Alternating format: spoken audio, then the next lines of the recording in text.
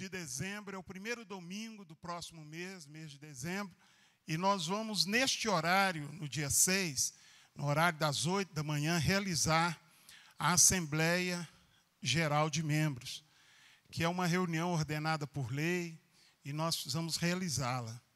Então, fique atento, no dia 6, nós não teremos o horário de culto às 8 da manhã. O culto da manhã acontecerá somente no culto das 9h15. Amém, meus amados? Amém, irmãos? Ok?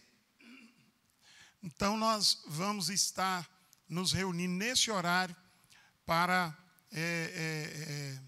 realizar a Assembleia Geral de Membros, que será bem objetiva, porque a maioria dos grupos, não tiveram atividades devido à questão da pandemia. Mas, mesmo assim, nós precisamos fazer a realização, porque temos a renovação do mandato da diretoria da igreja local e nós não podemos deixar de fazer. Amém, meus irmãos? Então, fique atento, dia 6, às 8 da manhã, em nome de Jesus. A Assembleia, provavelmente, eu ainda não sei, contará com a visita de um dos nossos líderes, mas ainda não estou certo disso aí. Mas, estando ou não, a Assembleia dia 6, às 8 da manhã, em nome de Jesus. Amém? Pegue aí a sua Bíblia e vamos ler a palavra preciosa do nosso Deus. João capítulo 22, versículo 28. Deus é bom em todo o tempo, e em todo o tempo Deus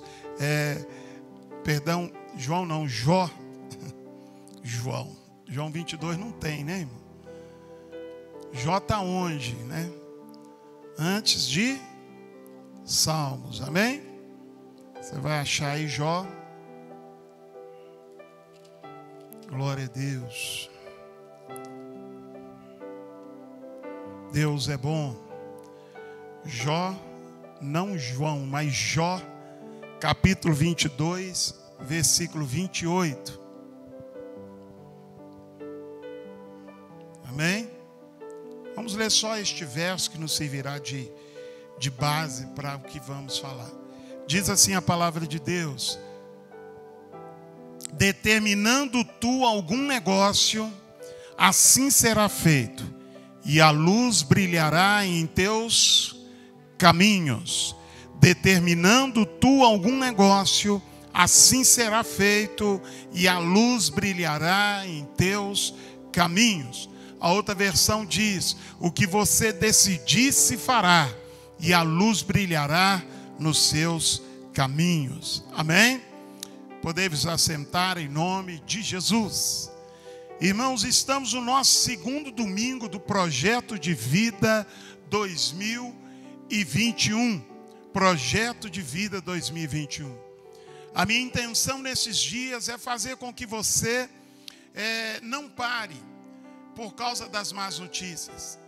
Muitas vezes nós paramos porque ouvimos uma má notícia.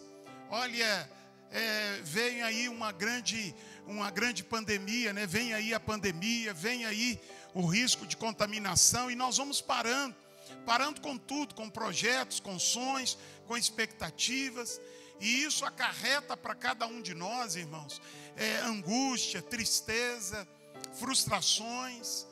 Nós sabemos que o número de suicídios aumentou, pessoas totalmente dominadas pela angústia, pessoas que desistiram, abandonaram a família, abandonaram os negócios e sumiram no mundo sem dar satisfação.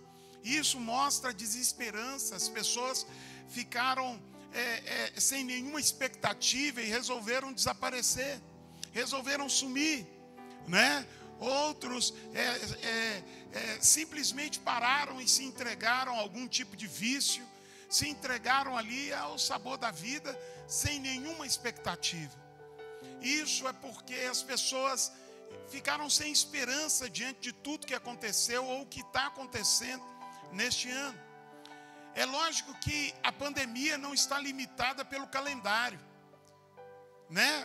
Vai virar o calendário. Quando virar o calendário ali na meia-noite do dia 31, não existe mais vírus. Que maravilha seria! não nos garante nada. Assim, nós não temos a garantia de que também no próximo ano vamos viver notícias ruins nessa área. Problemas com saúde pública, problemas com pandemia, né? Nós estamos vendo a Europa com situações que já estavam vencidas, agora está voltando tudo. Mas nem tudo isso que está acontecendo pode ser capaz de nos impedir de sonhar, de nos impedir, irmãos, de parar de projetar no nosso coração. A Bíblia diz que a nossa fé ela não é guiada pelo que vemos e nem pelo que ouvimos. A nossa fé está estabelecida no Senhor. A Bíblia diz que o Senhor ele não muda. A Bíblia diz que o Senhor permanece sendo Deus no meio da tempestade, da luta, da dificuldade. E ainda que as notícias não sejam tão boas, continue projetando. Irmãos, eu estava lendo sobre o mercado de ações, não que eu fique lendo sobre isso e não vivo disso, mas eu estava lendo que tem pessoas que no mercado de ações, né, de ações no mundo, no período que todas as empresas estavam quebrando, foi o período que eles mais multiplicaram as suas fortunas. Pessoas que ficaram mais milionárias ou bilionárias no mundo, enquanto alguns choravam, eles estavam ficando mais poderosos financeiramente. Sabe o que isso nos faz entender, irmãos? Que a decisão é nossa. Diante das dificuldades que a gente vê, a decisão é nossa. Ou nós vamos parar e ficar acuados num canto e pensando, agora acabou, agora o que vai ser de nós? Ou nós vamos agir com ousadia, com valentia, e mesmo no meio das dificuldades, vamos ousar continuar no nosso coração alimentando sonhos, alimentando decisões, vontades, e apresentando diante do Senhor e crendo, Deus, eu creio que o Senhor pode me abençoar. Irmãos, não pare, não desista. Sabe, nós estamos chamando o próximo ano do ano de recomeçar. É por isso, porque mesmo lá dentro do coração alguém parou. Em algumas áreas da nossa vida estamos parados. O ímpeto de pregar parou, né? Eu conversava com a vizinha há uns 2 meses atrás, e ela dizia, pastor, a minha igreja não tem culto online, ela não tem culto presencial há 5 meses, naquela época. 5 meses, sem culto presencial, sem culto online. A igreja está simplesmente fechada. Foi informado que nós estamos de quarentena. Irmãos, nós de alguma maneira paramos. E esse parar, ele é até justificável, porque isso é o grau de responsabilidade, né? A gente precisa se proteger.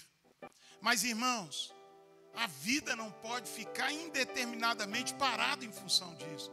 Nós precisamos crer.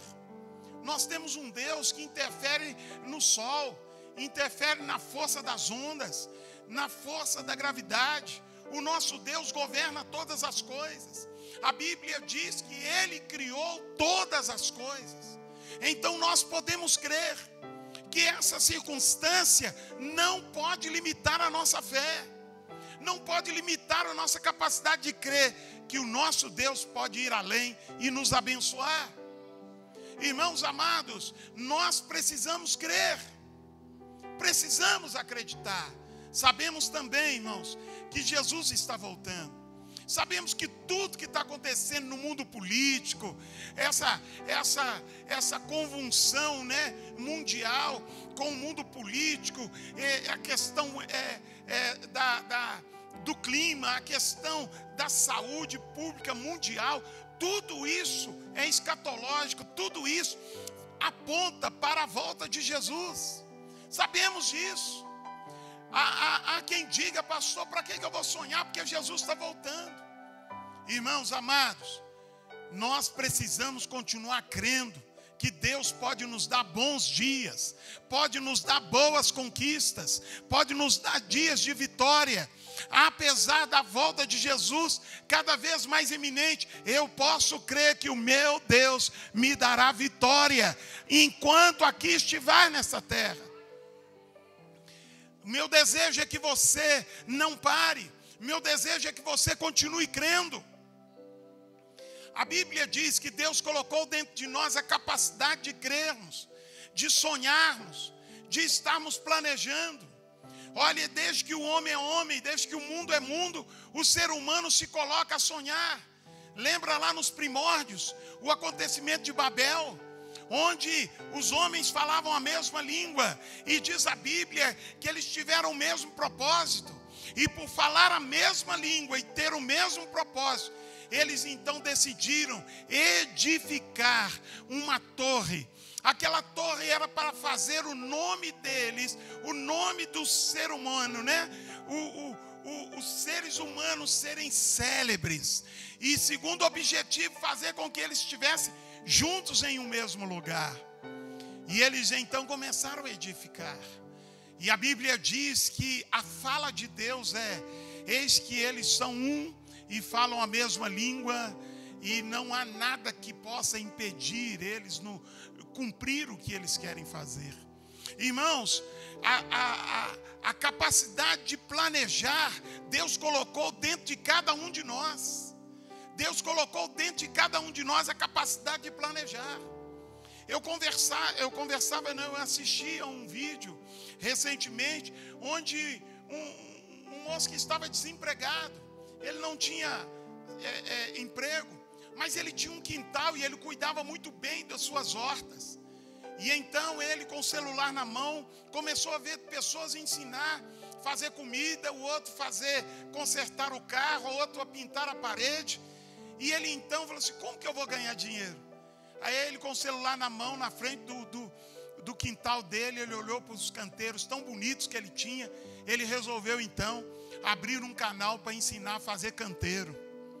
Está ganhando em dólar, está ganhando dinheiro, está lá no Google AdSense recebendo em dólar.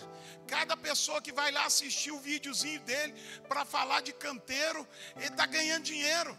Agora vai dar curso de como fazer um canteiro, uma horta em casa. Irmãos, nós precisamos planejar. Nós precisamos entender que no meio de toda crise há grandes oportunidades. Ou essas oportunidades é só para o ímpio e para o povo de Deus não. Nós precisamos ser ousados e crermos. É no tempo da dificuldade que Deus vai nos abençoando. Em meio às dificuldades e às lutas, Deus quer nos abençoar. Este ano é o ano do recomeçar. É o ano da gente arregaçar as mangas e continuar crendo.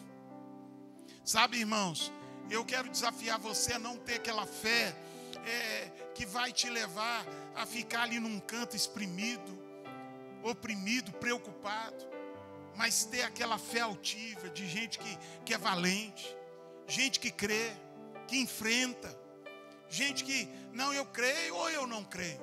Se eu creio, então eu vou me levantar e vou agir. Nós precisamos ser assim. Nós precisamos agir assim.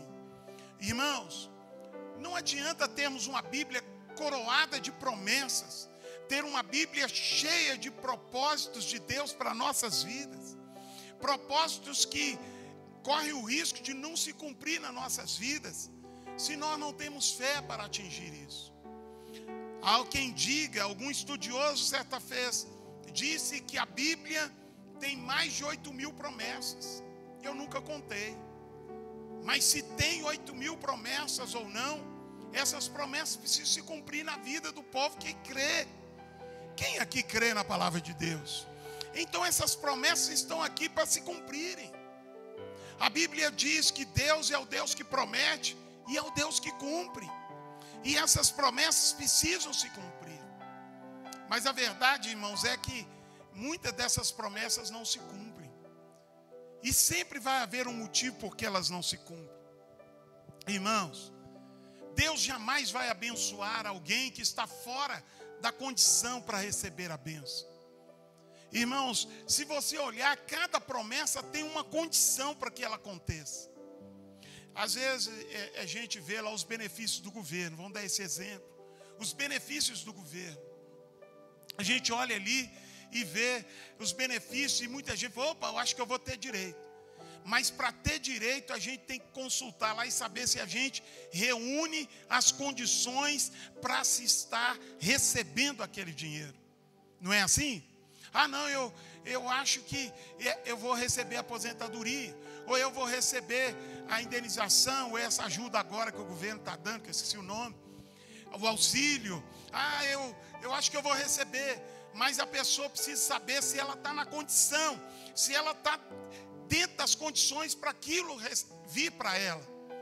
Dentro da palavra de Deus também, você já percebeu, também é assim. Olha lá em Deuteronômio capítulo 28, verso 1, nós vamos ver uma galeria de promessas, dizendo: bendito serás, olha, toda bênção vai vir sobre você, bendito serás no campo, na cidade, bendito será a sua família, os seus negócios, as crias dos seus animais, bendito será a sua entrada, a sua saída, e aí por diante. A Bíblia diz no verso 12 do capítulo, diz: olha, que os tesouros do Senhor estarão abertos para esta pessoa, mas a Bíblia diz lá no verso 1, uma condição para que isso aconteça. Se, diga comigo, se é o termo que vai nos dar a ideia de condições, ou seja, se você fizer, você vai receber. Se você estiver nessa posição, você vai receber. Toda promessa de Deus tem uma condicional, tem uma situação que vai te colocar na posição ou não. Às vezes nós queremos receber uma bênção, mas não reunimos as condições para aquilo. Lembra quando Jesus ia curar alguém? Jesus ia curar alguém, ele sempre destacava um detalhe. Qual era? A fé. Muitas vezes as pessoas queriam receber, mas não tinham fé. Houve cidade que Jesus não realizou milagres. Por que não realizou? Porque eles não reuniam a condição exata para receber um milagre. Qual é? A fé. Será que nós temos observado isso na nossa vida? Será que nós temos observado as condições para nós sermos abençoados e prósperos? Irmãos, quanta gente está na igreja e infelizmente não reúne essas condições. Primeira coisa, Deus, Ele só prospera aquele que reúne condições para ser próspero. Sabe por quê, irmãos? Nós não podemos olhar Deus como o Papai Noel, que o Papai Noel vai lá julgar primeiro que o Papai Noel não existe, né, irmão? O Santa Claus não existe. Mas vamos pelo folclore da coisa. O Papai Noel, ele joga o presente em qualquer fornalha, em qualquer como é que chama?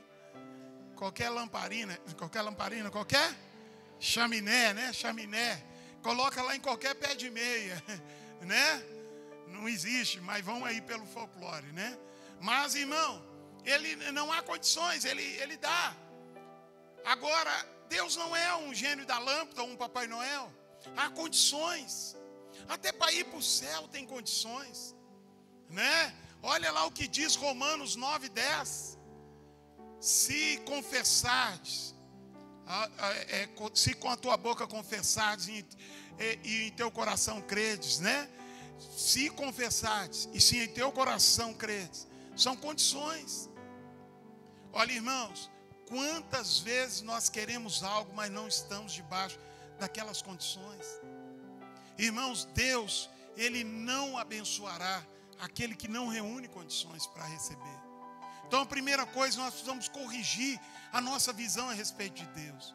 Nem todo mundo que aceita Jesus, Deus vai transformar em milionário.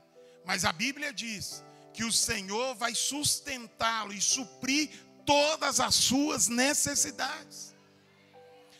Deus não vai transformar a gente em milionário, não, irmão. Isso daí é exagero. Mas sendo muito real na palavra hoje, Deus promete suprir todas as nossas necessidades em Cristo Jesus. Amém? A Bíblia diz que nós precisamos ter a ideia exata de quem é o nosso Deus. Nosso Deus é aquele que supre as nossas necessidades. O nosso Deus, como diz em Efésios 3:20, Ele é o Deus que vai além de tudo aquilo que nós pedimos, pensamos ou esperamos. Ele faz infinitamente mais. Então esse é o nosso Deus. Irmãos, aquele que vive murmurando, ele jamais será próspero. Ele jamais será próspero. Eu conheço pessoas que vivem murmurando. Estão na casa de Deus, carregam a Bíblia, mas vivem murmurando. Quando ele vê alguém da igreja ou alguém de fora da igreja prosperando, ele murmura. A Bíblia diz no livro de Salmos: não tenhas invejas daquele que prospera, do ímpio que prospera no seu caminho mau, porque cedo serão ceifados como a erva. Então não tenha aquela de ficar, irmãos, murmurando, porque olha, eu não consigo, mas fulano conseguiu. Não seja um murmurador. Se algo que Deus não tolera é a questão da murmuração, não viva reclamando. Irmãos, sempre seja grato, pelo muito, pelo pouco, seja grato ao Senhor. Seja grato. Segunda coisa, nós jamais vamos ser prósperos se nós somos aqueles que são rebeldes. A rebeldia não é xingar Deus. A rebeldia não é brigar contra Deus. A rebeldia é deliberadamente, conscientemente desobedecer a Deus.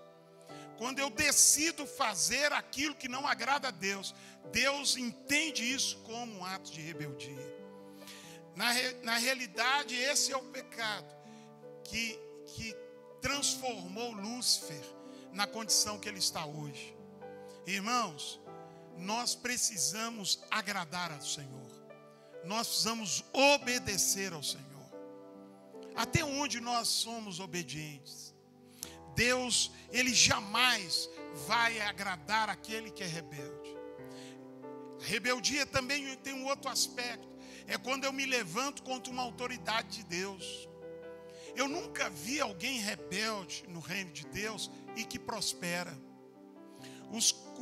A Bíblia diz de Datã, Coré e Abirão, 3 famílias, no deserto se levantam contra a autoridade de Moisés. A Bíblia diz que o resultado para eles foi que a terra se abre e a família deles foi engolida pela terra em pleno deserto. Eles morreram no deserto. Na minha vida cristã, eu nunca vi um irmão que se levanta contra autoridades de Deus se dá bem. Eu sou pastor há mais de 30 anos. Eu nunca vi um pastor rebelde, porque existe pastor que age em rebeldia. Eu nunca vi ele se dar bem. Eu já vi tantos pastores que se desligaram do ministério com rebeldia. E aí vai um aviso para aqueles que saem e começam a meter a ripa. Saiba de uma coisa, meu irmão. Eu nunca vi uma pessoa assim prosperar na vida. Nunca vi. Pastor rebelde não vai para frente. Não vai. Eu tenho um amigo que ele saiu do ministério falando mal do ministério. Aí meteu a ripa no pastorada toda. Aí ele carregou o povo com ele. E o povo foi, porque o povo gostava dele. Viu, irmão? Siga Jesus, não siga homens. Aí ele foi, levou o povo. Sabe o que aconteceu? 9 meses depois a igreja deixou de existir, por causa de grandes escândalos que ele provocou. E o povo, pastor, você me pergunta, o povo foi para o mundo, a maioria deles. A maioria deles desviou, ficaram escandalizados. Que Deus tenha misericórdia que alguns deles, ou todos eles, tenham voltado para alguma igreja. Deus, Ele não trabalha com rebeldes. Eu tenho um amigo que ele gostava de falar mal da liderança. Irmãos, nossos líderes da igreja do Evangelho Quadrangular, todos eles têm defeitos. Extremos defeitos. Olha, irmão, todos defeitos. Mas a língua coçou para falar, não fala não. Ora e deixa na mão de Deus. São ungidos do Senhor, deixa eles lá. Deus sabe tratar as coisas. Porque eu tinha um amigo, tenho ainda, né? Está distante. E ele vivia falando mal. E eu até, teve uma vez que eu falei assim, vou evitar encontrar com fulano, porque toda vez que eu encontro com ele, eu saio de lá também meio rebelde. Eu começo a querer brigar também. E eu comecei até a evitar. Ele falou assim, você não está muito de papo comigo? Não, estou na bênção com você. Mas eu ficava assim, arrepiado das coisas que ele dizia. Irmãos, não deu 1 ano e meio. Hoje ele já pastoreou umas 3 igrejas, não ficou em nenhuma delas. E de vez em quando, ele está por aí pedindo, me dá uma ajuda para mim poder abrir uma igreja. Se tiver alguma igreja que não tem pastor, põe eu lá. E ninguém dá oportunidade. Deus não trabalha com rebeldia. Nunca seja rebelde. Nunca se levante contra um servo de Deus. Nunca. Eu não estou dizendo que você tem que ser o bobo da história, irmão. Estou dizendo é que você precisa respeitar a autoridade que está sobre aquela pessoa. Lembra de Davi? Lembra de Saul? Saul tinha deixado de ser o homem cheio do Espírito Santo e já era um endemoniado, mas Davi o respeitou até o fim. Por isso Deus honrou Davi. Então, irmãos, Deus não realiza projetos de pessoas rebeldes. Deus não trabalha também com mentirosos. Irmãos, às vezes a gente vai construindo uma mentira e para manter aquela mentira a gente começa a criar uma outra mentira. O ano passado saiu uma reportagem de uma mulher que estava em casa, de repente a polícia civil bateu no portão e ela abriu o portão e falou: seu marido está? Sim, meu marido está.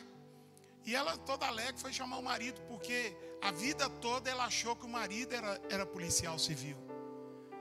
E aí, quando ela chamou o marido não queria sair, os policiais entrou lá. Por quê? Ele não era um policial civil. Ele estava enganando a família, enganando as pessoas, dizendo que era um policial civil. Já há anos. Ele tinha armamento, ele tinha roupa, tinha distintivo. Ele aplicava alguns golpes se dizendo da lei. Então, às vezes, nós construímos, irmãos, uma mentira, e para manter aquela mentira, a gente vai construindo outras.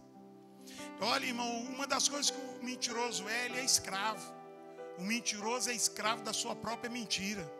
Porque quando ele conta uma mentira, ele agora vai ter que trabalhar para que aquela mentira se sustente. E ele vai ser um escravo dela. Quantos homens mentem para suas esposas há tantos anos? Estão ali com uma filial lá, né? Largou a matriz, não basta, então começou a arrastar a asa, agora tem que contar um tanto de mentira para manter aquela coisa. O melhor a fazer nesses casos, irmãos, é confessar a mentira. É declarar: olha, eu menti. Tem um pastor, que eu não vou citar o nome dele aqui, não é um pastor quadrangular, é um pastor, ele é cantor famoso no Brasil.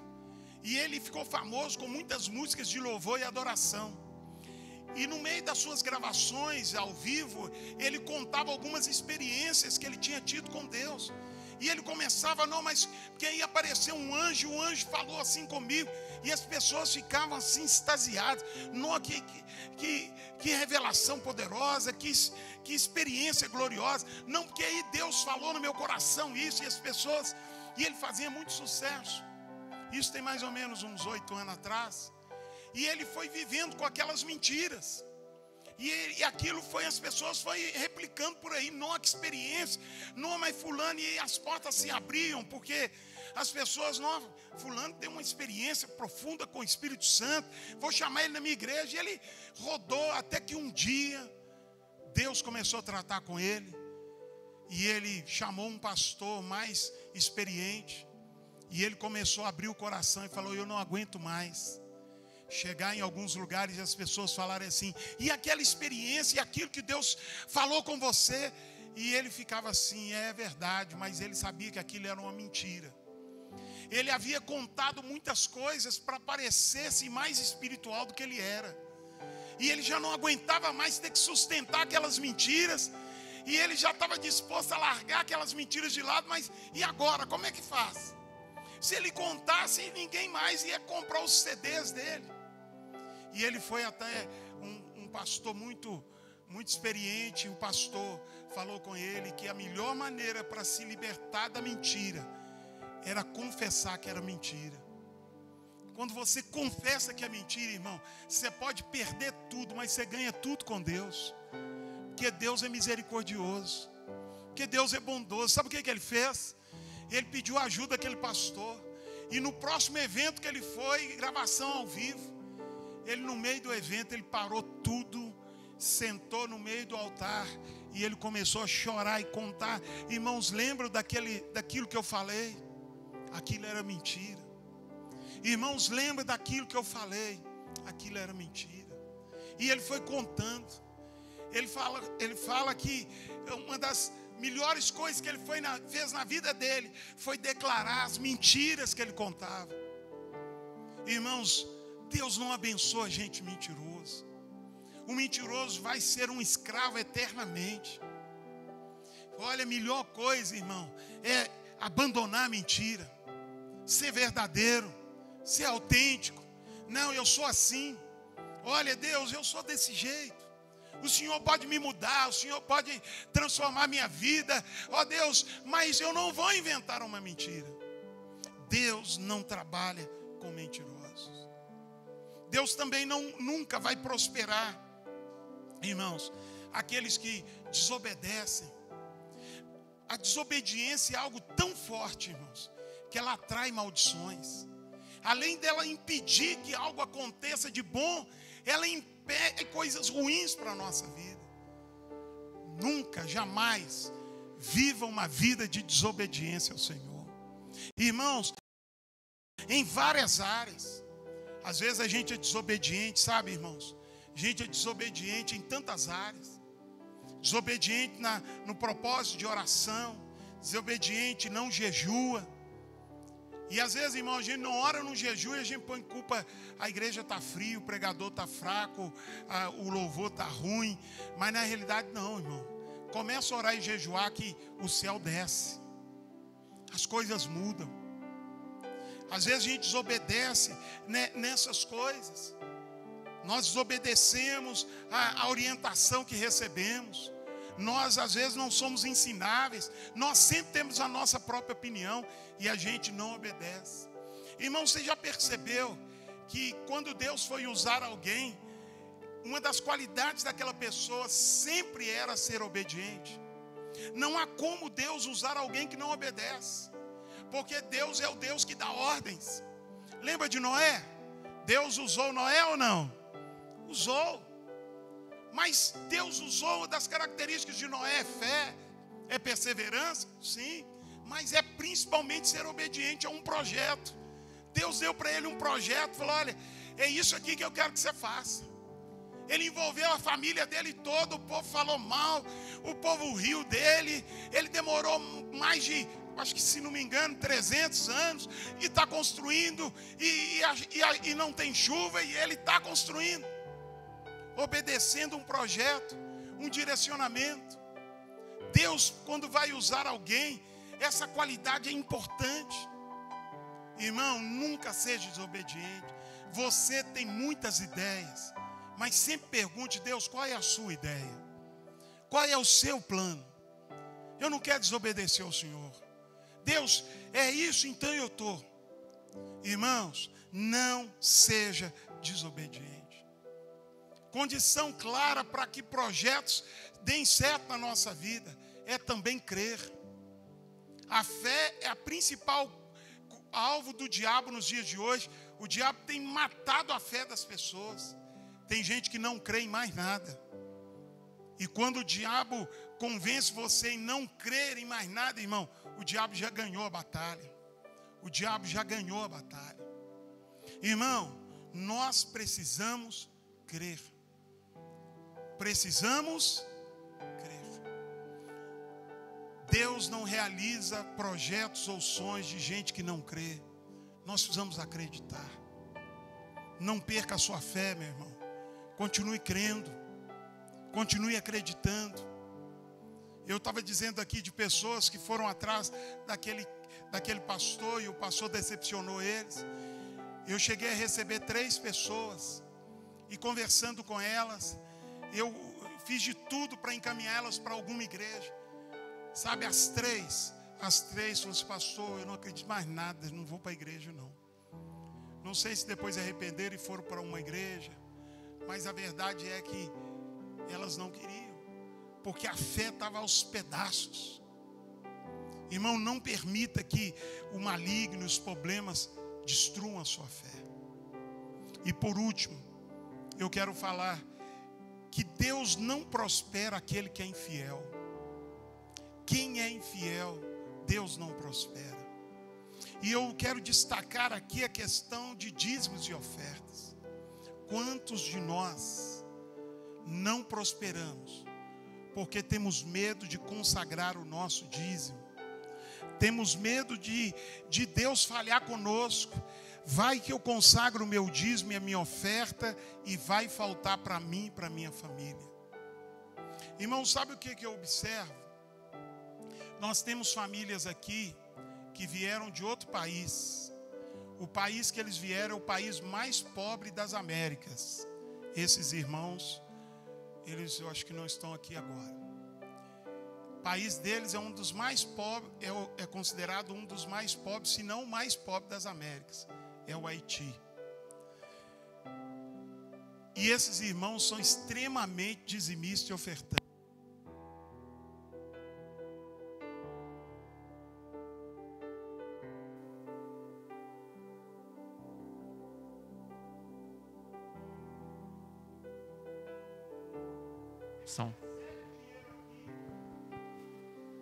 Eles recebem dinheiro aqui, eles tiram para o sustento aqui, eles transformam o que sobra em dólar para sustentar outra família deles lá na cidade deles.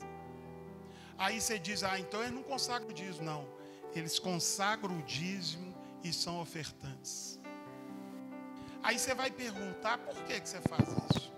Você tem até motivo para dizer: Deus, eu não vou não, porque afinal de contas, você está vendo, né? Eu estou tão longe de casa, para tentar conseguir alguma coisa, ainda vou consagrar o dízimo. Irmão, vai lá e consagra o dízimo. Uma das respostas que eu recebi foi: pastor, é um princípio de Deus. O princípio não muda. Por isso eu consagro meu dízimo. Irmãos, muitas vezes nós queremos que os sonhos sejam realizados, mas nós não estamos dispostos a sermos fiéis. O fiel, ele não demonstra fidelidade na abastança, quando tem muito. Fiel demonstra fidelidade quando tem pouco. Então, se até hoje você foi dizimista, sempre numa condição favorável, sempre empregado, com um bom salário, com dinheiro guardado, maravilha, glória a Deus. Mas o importante é demonstrar fidelidade quando as circunstâncias não estiverem favoráveis. Quando as circunstâncias não estiverem boas. Irmãos, a questão é entender o dízimo como um princípio de Deus. Sabe, um dos argumentos que a gente usa para não consagrar o dízimo, para não sermos dizimistas, é que o dízimo faz parte da velha aliança. Não, o dízimo faz parte da lei, nós estamos na graça. Na realidade, irmãos, o dízimo não faz parte da lei. O dízimo foi regulamentado na lei. Mas a prática do dízimo antecede o período mosaico, antecede o período da lei. Irmãos, nós precisamos entender que ser um princípio de Deus, confia no Senhor, consagre o seu dízimo. Seja fiel. Me faz lembrar aqui um irmão que já está na glória, o Enoque. O Enoque, eu já falei dele aqui. O Enoque, ele nasceu com um problema. Ele tinha uma cadeira especial de rodas. As mãos dele eram desse tamanico assim, ele não tinha praticamente braço. As pernas pequenininhas, não encostava no chão. Ele tinha o corpo desenvolvido, mas as pernas, a cabeça um pouco maior. Ele tinha diversos problemas de formação. Mas entendia, tinha dificuldade de se expressar. Na hora do louvor, ele era sempre colocado na frente do altar. Eu ficava olhando ele jovem, né? Na cadeira. Ele ficava ali, aí a gente ia cantar louvor. E a gente ia cantar, irmão, pensa numa pessoa que louvava a Deus com alegria. Ele cantava com alegria. Ele falava que Jesus era bom. E aquilo sempre me entregava. Eu me lembro até uma época que tinha uma música muito gostosa, que passou, né, com o tempo. As pessoas não gostam de cantar ela mais, que é: na casa de meu pai, a unção. Não é? Quem lembra dessa canção? E no coro dessa canção diz: e o diabo cai, e o demônio sai. Aí tem uma parte lá que as pessoas são curadas. Eu não sei cantar ela toda. Aí, quando chegava ali naquelas partes, eu ficava olhando para ele. Eu ficava assim, será que ele não pensa assim, pô, eu sou desse jeito, Jesus cura, então por que ele não me cura logo, né? Mas ele cantava, não estava nem aí, irmão, ele cantava com alegria. E aquele moço com a saúde sempre difícil, ele ficou internado e ele foi piorando, e daí um tempo ele faleceu. Mas antes de falecer, já assim, perto de falecer, ele recebia uma aposentadoria, lá um benefício. Ele pediu para a pessoa que estava com ele: avisa ela em casa, para pegar o envelope que está em tal lugar, pegar o meu dízimo, colocar nele, e pedir alguém para levar na igreja. Aí quando o meu pastor na época comentou isso comigo, eu fiquei encasquetado, eu fiquei pensando assim: meu Deus, como pode alguém nas últimas ainda lembrar do seu dízimo? Irmãos, quando nós entendemos que é propósito, que é um princípio de Deus, não tem nada que nos impeça de fazer. A gente vai fazer, a gente vai cumprir aquilo. Me lembro aqui de um caso da nossa igreja. O irmão está no hospital, e daquela vez, daquela internação, nós visitamos ele até na véspera do seu falecimento. Mas ele estava lá e ele ficava assim, cobrando para consagrar o dízimo dele aqui. Tem que levar o dízimo lá. Vai ter culto, leva o meu dízimo, não deixe para trás. Outra hora, olha, cuida lá da célula. A célula é lá da minha casa, tem que fazer a célula. Irmãos, quando a gente é fiel e entende que algo é um princípio de Deus, a gente não tem problema com isso.